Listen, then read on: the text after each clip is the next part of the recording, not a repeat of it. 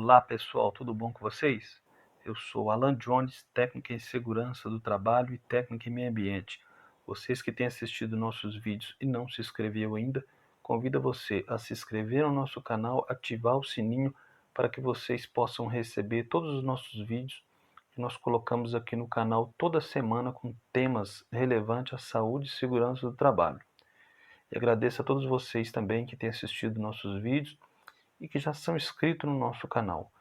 Pessoal, hoje o tema desse vídeo aqui, vamos falar um pouquinho aqui da NR35, que foi sugestão de um amigo, um colega nosso inscrito no canal, que fez essa sugestão pedindo para a gente falar um pouquinho da NR35. Então vamos fazer sim, depois da vinheta.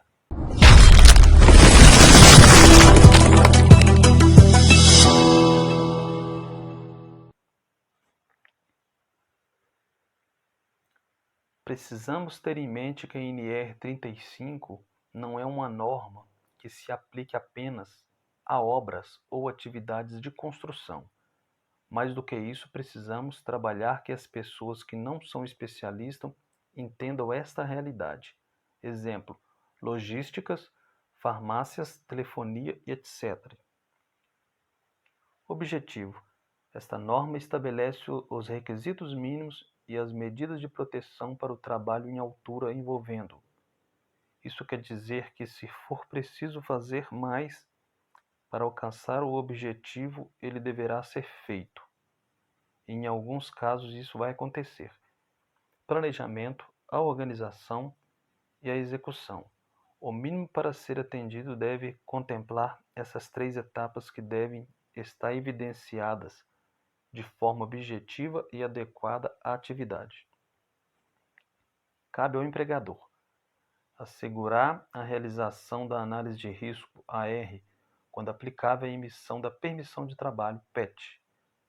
Desenvolver procedimento operacional para as atividades rotineiras de trabalho em altura.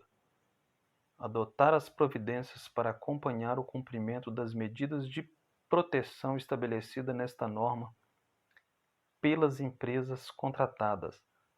Assegurar a suspensão dos trabalhos em altura quando verificar situação ou condição de risco não prevista ou eliminação ou neutralização imediata não seja possível. Cabe aos trabalhadores cumprir as disposições legais e regulamentares sobre trabalho em altura, inclusive os procedimentos expedidos pelo empregador. Colaborar com o empregador na implementação desta norma.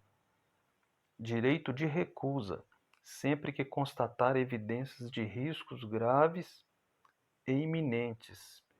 Zelar pela sua segurança e saúde e de outras pessoas que possam ser afetadas por suas ações ou omissão no trabalho. Capacitação e treinamento. Considera trabalhador capacitado para trabalho em altura aquele que foi submetido e aprovado em treinamento teórico e prático com carga horária mínima de 8 horas.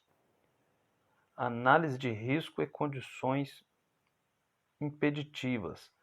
Riscos potenciais inerentes ao trabalho em altura e medidas de prevenção e controle.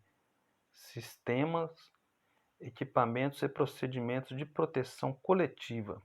Equipamentos de proteção individual para colaboradores em altura, seleção, expensão, conservação e limitação de uso.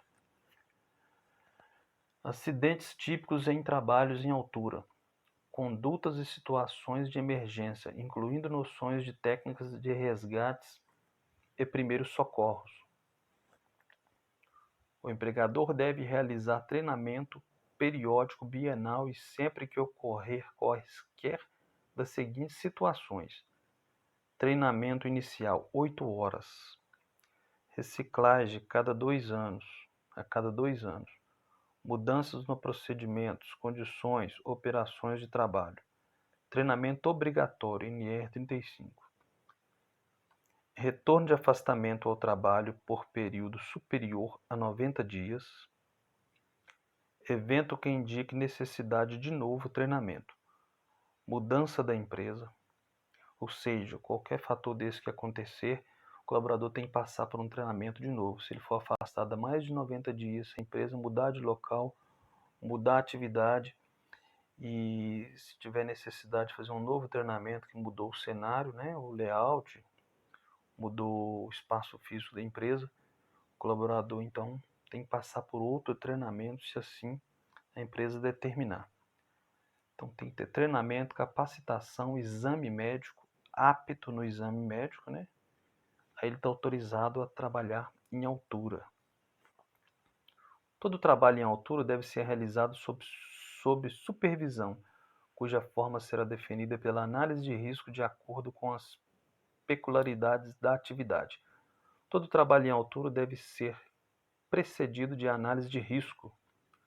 Local em que os serviços serão executados e seu entorno. Isolamento e a sinalização no entorno da área de trabalho. Estabelecimento do sistema e pontos de ancoragem. Condições meteorológicas adversas. Seleção e expensão. Forma de utilização e limitação de uso dos sistemas de proteção coletiva e individual. Risco de queda de materiais e ferramentas. Trabalhos simultâneos que apresentam riscos específicos, riscos adicionais, condições impeditivas, situações de emergência e o planejamento do resgate e primeiros socorros, de forma a reduzir o tempo da suspensão inerte do trabalhador. Necessidade de sistema de comunicação, ou seja, todos esses itens têm que estar adequados, porque se qualquer um desses estiver inadequado, inoperante, o serviço tem que ser suspenso de imediato, de acordo com o NR 35. A permissão de trabalho. Requisitos mínimos a serem atendidos para a execução dos trabalhos. Disposições e medidas estabelecidas na análise de risco. Relação de todos os envolvidos e suas autorizações. Validade limitada à duração da atividade restrita ao turno de trabalho. Equipamentos de proteção individual, acessórios e sistema de ancoragem. A seleção dos EPIs deve ser considerada além dos riscos a quem o trabalhador está exposto aos riscos adicionais. Antes do início dos trabalhos deve ser efetuada expensão rotineira de todos os EPIs, acessórios e sistema de ancoragem. O sistema de ancoragem deve ser estabelecido pela análise de risco. O trabalhador deve permanecer conectado ao sistema de ancoragem durante todo o período de exposição ao risco de queda. Aqui tem algum dos dispositivos que são utilizados em trabalho em altura. Expensão em cinto paraquedista. Aí tem expensão, né? Olhar o travamento do cinto de segurança, olhar a validade. Tudo isso tem que ser observado, tá? A regulagem, ponto de fixação, a argola metálica, fazer uma expensão mesmo no cinto de segurança. Da mesma forma, a expensão no talabarte, né? Conector, absorvedor de energia e o talabarte em fita. Fator de queda. O fator de queda mostra a relação entre a altura da queda e o comprimento do talabarte. Quanto mais alto for a ancoragem, menos será o fator de queda. Aqui a gente vê uma imagem ilustrativa. O talabarte está preso em uma linha de vida, vamos dizer assim, né, acima do colaborador.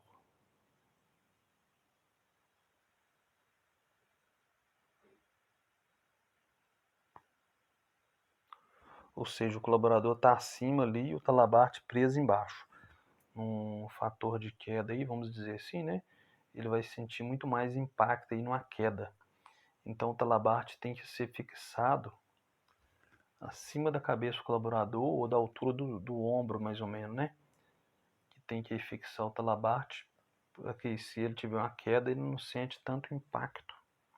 E lembrando aí que a gente falou aqui do absorvedor de energia, que tem que ser uma altura considerável, porque se o colaborador trabalhar numa altura de 2 metros com talabarte, com absorvedor de energia, e vier cair, o talabarte pode romper o absorvedor de impacto, e o colaborador cair no chão da mesma forma de cinto. Então, uma altura aí de 2 metros, né, que já é obrigatório cinto de segurança. Bom lembrar que tem que usar um talabarte simples, sem absorvedor de impacto.